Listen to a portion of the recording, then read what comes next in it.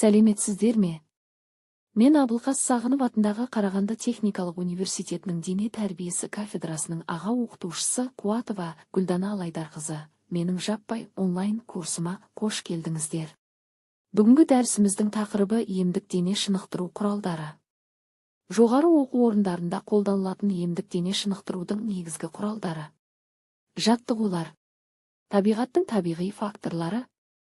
Қозғалтқыш режимі.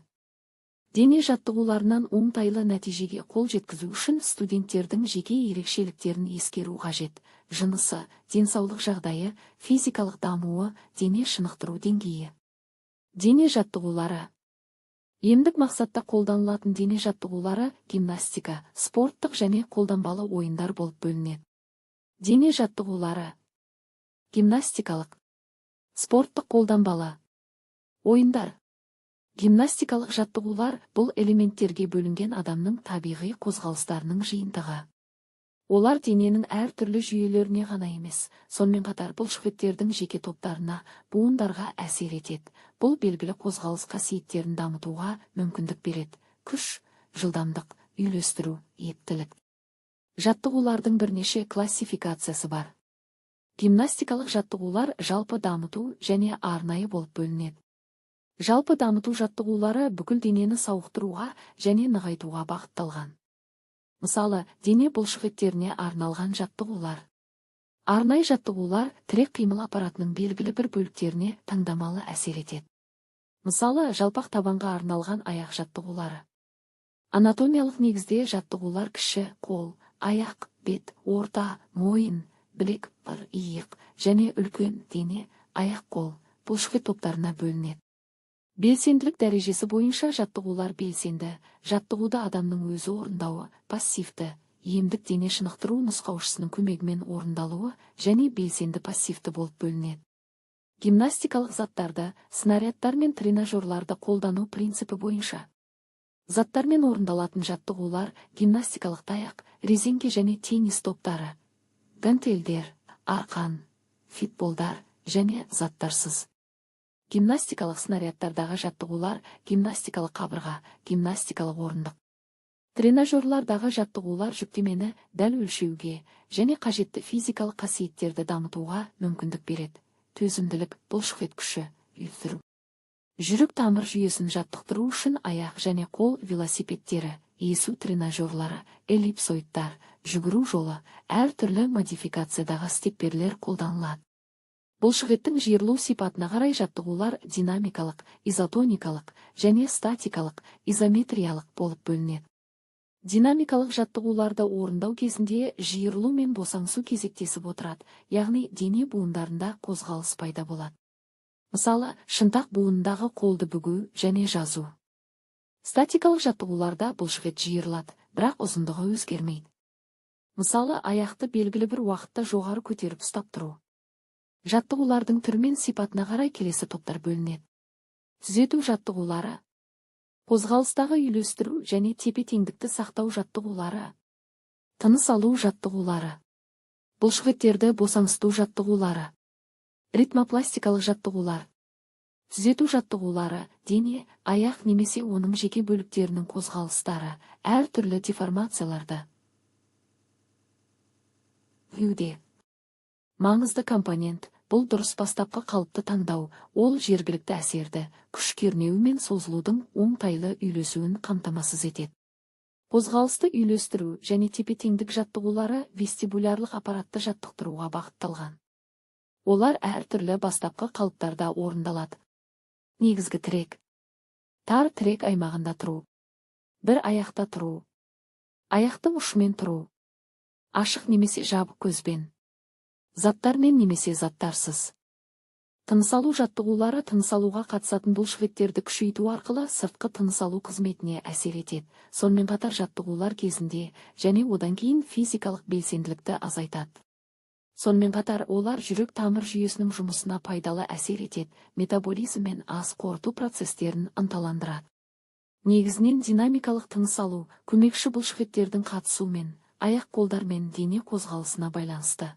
Және статикалық, қолдың, аяқтың немесе дененің қозғалысынсыз терең ырғақты тыныс алу жаттығулары. Бұлшықетті босаңсыту жаттығулары жалпы және жергілікті болуы мүмкін. Оларды орындау кезінде әртүрлі бұлшықет топтарының тонусы саналы түрде төмендейді. Мысалы, қолдар мен аяқтардың жеңіл шайқалуы, қолдың еркін құлауы.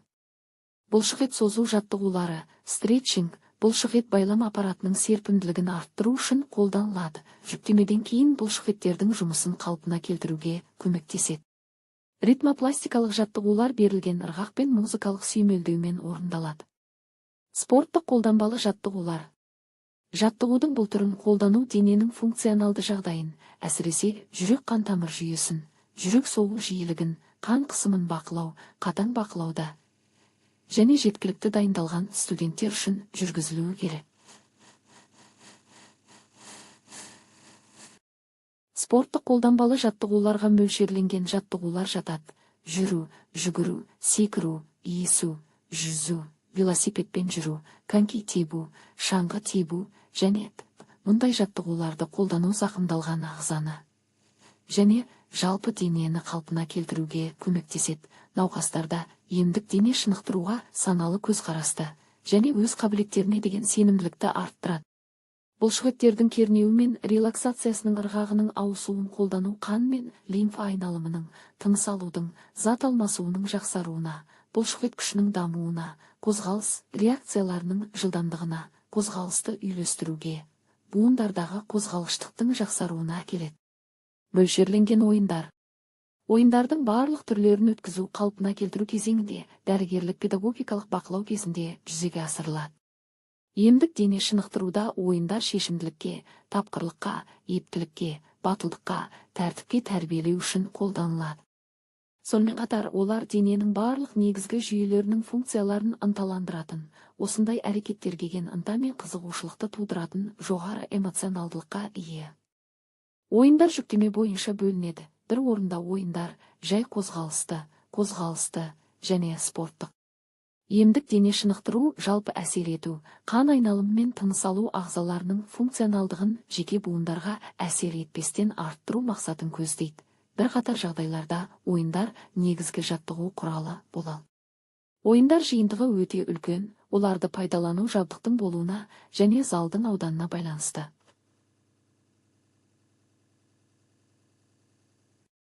Үстел теннисі, бадминтон, футбол элементтері, баскетбол, жоғары оқу орнында қолдануға қолайлы нұсқалар. Табиғаттың табиғи факторлары. Табиғаттың табиғи факторлары емдік дене шынықтыруда келесі түрлерде қолданылады. Шынығу әдісі ретінде күн ванналары. Шынығу әдісі ретінде ауа ванналары. Ішінара және жалпы құйыну, сүрту, гигиеналық душ. Жоғары оқу орны жағдайында емдік дене шынықтыру сабақтарында табиғи факторлардың алғашқы екі түрі стадионда сабақ өткізу кезінде қолданылады. Үшінші фактор өздік орындау үшін ұсынылады. Шынығу ағзаның резервтерін және оның қоршаған ортаның физикалық факторларының, ауа температурасының, судың, атмосфералық қысымның төмендеуі немесе жоғарылауы, қолайсыз әсеріне төзімділігін арттыру әдістерінің жиынтығы.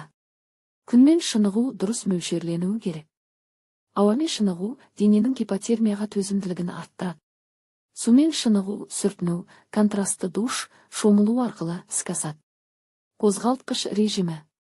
Емдік дене шынықтыруда қолданылатын қозғалыс белсенділігінің үш түрі бар. Төсек режимі, бөлме режимі, еркін, бос режим. Студенттерге арналған емдік дене шынықтыруда еркін режим қолданылады. Келесі дәрістің тақырыбы емдік дене шынықтыру сабақтарын өткізу әдістері мен нысандары. Назарларыңызға рахмет.